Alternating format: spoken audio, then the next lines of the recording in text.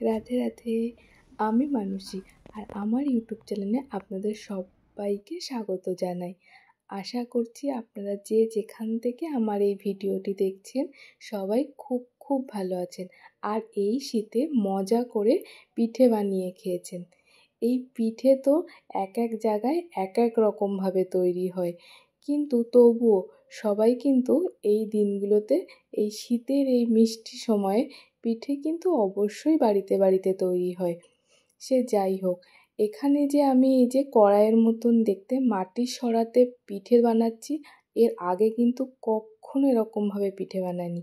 আমাদের বাড়িতে যে 3টে 4টে 5টা করে যে সাজ থাকে, সেই সাজে পিঠে তৈরি হয়, যেটাকে বলা হয় সাদা পিঠে।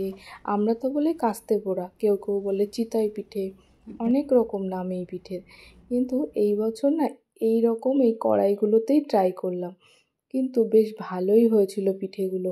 দেখতেও সুন্দর হয়েছিল আর খেতেও বেশ নরম হয়েছিল। ব্যাটারটা অবশ্য মা গুলে দিয়েছিল। আর এই পিঠে দুভাবে খেয়েছিলাম, একটা তো দুধের মধ্যে ফুটিয়ে খেয়েছি, আবার আরেকটা শুধু গুড় দিয়ে খাওয়া হয়েছিল। দুটো খেতেই কিন্তু অসাধারণ লেগেছিল, আর বেশ জালিদার হয়েছিল। কিন্তু জালিদার যদি না হয় না, কেমন একটা যেন লাগে, কিন্তু যত বেশি জালিদার হবে পিঠে খেতে তত বেশি ভালো লাগবে। এইভাবে তো ওই পিঠেগুলো বানিয়েছিলাম, আর তার সাথে ছিল চুষির পায়েস। চুষিগুলো যেহেতু কাটতে পারছিলাম না, তো সেই ক্ষেত্রে আমি মেখে দিচ্ছিলাম আর মা চুষিগুলো কেটেছিল। কিন্তু এখানে আমি একটা ভুল করেছিলাম, সেটা হচ্ছে চুষির পায়েসে আমি এলাচ দিয়ে ফেলেছিলাম। এটা খেয়াল ছিল না যে যখনই কোনো খেজুরের গুড়ের পিঠে পায়েস করা হয়, তখন সেখানে কিন্তু এলাচ দিতে নেই। এলাচ দিলে সেই এলাচের গন্ধটা, মানে গুড়ের গন্ধটা অতটা আর বোঝা যায় না, এলাচের গন্ধটাই বোঝা যায়। খেজুরের গুড়ের তো একটা নিজস্ব গন্ধ আছে, সেটা আর বোঝা যায় না। তো আপনারা যখন করবেন, খেজুরের গুড় দিয়ে যখনই কিছু বানাবেন সেখানে এলাচ দেওয়ার দরকার নেই। আমি তো এই ভুলটা করেছিলাম, পরের বার থেকে শুধরে নেব। এবার দেখুন এখানে কত সুন্দর চুষি কাটা হয়ে গেছে।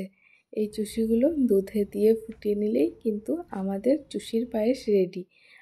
আগেকার সময়ে, মানে আমি যখন ছোট ছিলাম তখন দেখেছি ঠাকুমা ঢেঁকিতে চাল কুটে একই দিনে নানা রকমের পিঠে করতো।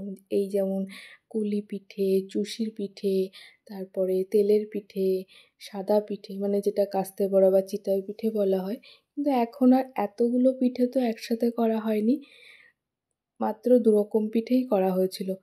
আর এক এক সময় এক এক রকম পিঠেই করা হয়। যদি কোনো দিন পাটিসাপটা হয় তো সেদিনকে শুধুমাত্র পাটিসাপটা হয়, আর কোনো দিন এইটা যেমন এই দুটো পিঠেই একসাথে হয়েছিল, তো আপনাদের সাথে সেগুলো শেয়ার করলাম। আর খেতে কিন্তু ভালো হয়েছিল, আর দেখে আপনাদের কেমন মনে হচ্ছে সেটা কিন্তু জানাতে ভুলবেন না। অবশ্যই কমেন্ট করে জানাবেন যে আমার এই পিঠের রেসিপিগুলো বা পিঠের ভিডিওগুলো দেখতে আপনাদের কেমন লেগেছে। যদি ভালো লাগে তাহলে অবশ্যই লাইক আর সাবস্ক্রাইব করে চ্যানেলটির পাশে থাকবেন। ধন্যবাদ আপনাদের সবাইকে। আর এই শীতে আপনারা অনেক অনেক পিঠে বানিয়ে বানিয়ে তৈরি করে খান। ধন্যবাদ।